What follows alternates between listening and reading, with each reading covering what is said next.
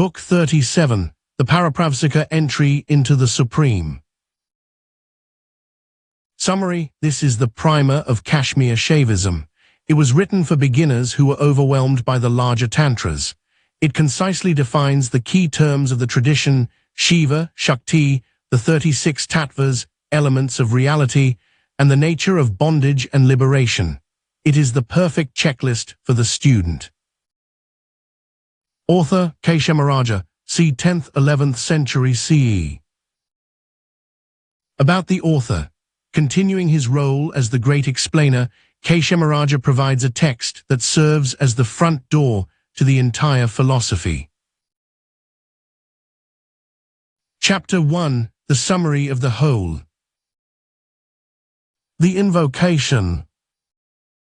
Kshemaraja speaks: "For the sake of those who are confused by the vastness of the teachings, I write this entrance. It is the map of the 36 rungs of the ladder. It is the essence of the essence. There is only one reality. It is Shiva, the supreme knower. He is the light that illuminates himself.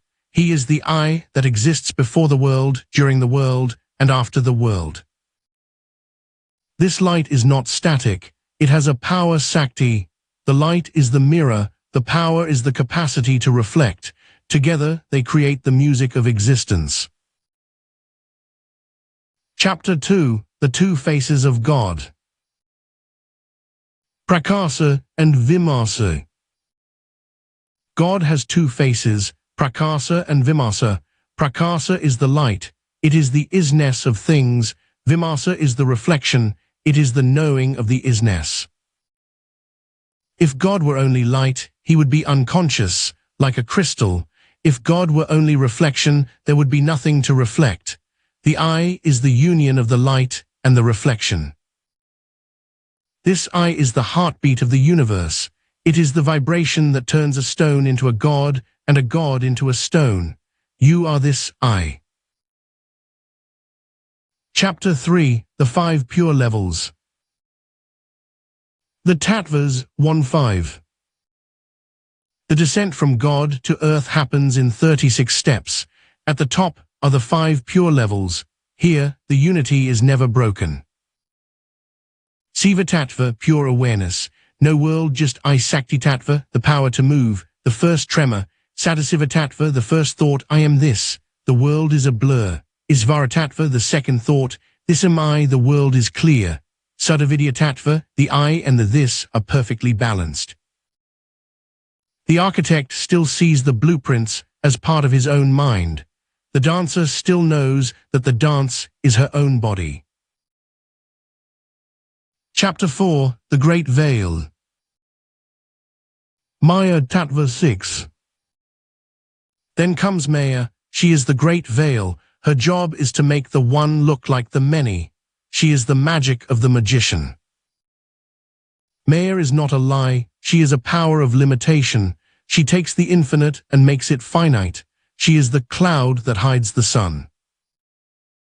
Under her shadow, the one light breaks into a billion different colors.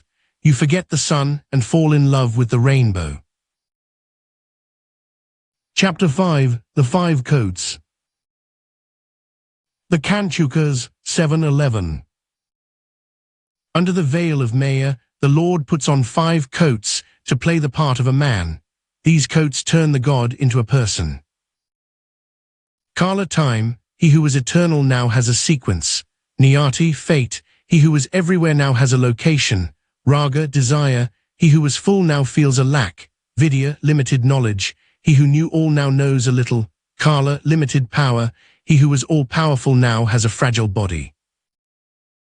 Wrapped in these 5 coats, you forget the sun. You think you are the coat. Chapter 6. The Individual Soul. Purusha and Prakriti 12-13. Wrapped in these coats, the Purusha is born. He is the individual. He is the enjoyer who has forgotten he is the creator. Opposite him is Prakti. She is nature. She is the enjoyed. She is the mirror in which the Purusha tries to find his own face. The soul and nature are two sides of the same coin. They are the subject and the object, lost in the dream of separation. Chapter 7. The Instruments of the Mind. Antakarana, 1416. To navigate the world, the soul uses three tools: Buddhi, the intellect that decides; a letter 1e43k, a macron r, the ego that claims; and manas, the mind that wanders. These are the servants of the king, but in the state of forgetting, the servants have taken over the palace. The king is sitting in the dungeon, listening to the mind's chatter. Waking up is simply the king standing up and taking his seat. The tools return to their proper place. Chapter 8. The Windows of the Soul. The Senses, 1726. The soul has 10 windows, 5 for knowing, hearing, touching, seeing, tasting, smelling, and 5 for acting, speaking, grabbing, walking, releasing, creating. Usually, the soul is leaning out of the windows, trying to find happiness in the street. He never finds it. He must learn to turn around and look at the light inside the room. The senses are not traps. They are the rays of your own sun. Turn the rays inward. Chapter 9. The Subtle World. The Tanmatras, 2731. Before the world becomes solid, it is subtle. These are the 5 essences: sound, touch, color, flavor, smell. They are the vibrations of matter. The yogi can touch these essences directly without needing a nose or an ear. He tastes the sweetness of the world in his own blood. Chapter 10. The Solid World. The Mahabhutas, 3236. Finally, the descent reaches the bottom. The light becomes thick and cold. Space, air, fire, water, and earth. The earth is the 36th tattva. It is Shiva in his most contracted state. It is the absolute holding its breath. Look at the rock. It is not dead matter. It is consciousness standing perfectly still. Chapter 11. The 4 Stages of Speech. Vakshakti. The universe is not just matter, it is language. There are 4 stages of the word: Vaikari, the spoken word, the noise of the market; Madhyama, the thought in the mind, the silent sentence; Pasyanti, the vision in the heart, where the whole meaning is seen at once; Para, the supreme word, the silence of the absolute. Most men live only in the noise, Vaikari. They are drowned in gossip and definitions. The yogi traces the noise back to the thought back to the vision, and the vision back to the silence. To find the para is to find the source of all tattvas. Chapter 12. The Mastery of the Elements. Bhutajaya. When you understand the tattvas, you are no longer their victim.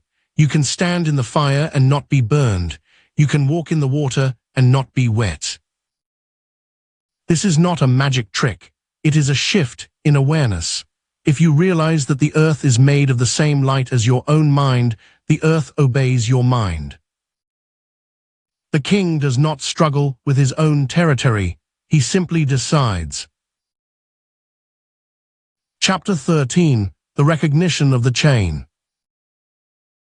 The Path of Return. Now that you have the map, how do you return? You trace the chain backward. You dissolve the heavy into the light. Realize the earth is made of water. Water is made of fire. Fire is made of air. Air is made of space. Trace the space into the mind into the ego into the power into the light. It is a process of unweaving.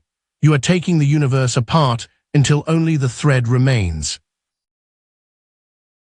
Chapter 14. The Dissolution of the Coats. Unveiling the Lord. Strip off the coats. Realize that time is just a thought in your own mind. Realize that fate is just a direction you chose. When the coats are gone, the individual vanishes. The Purusha realizes he is the Sadasiva. The beggar takes off his rags and finds he is wearing a royal robe. You do not become God, you simply stop pretending you are not. Chapter 15. The Entry into the Supreme. Samevjö.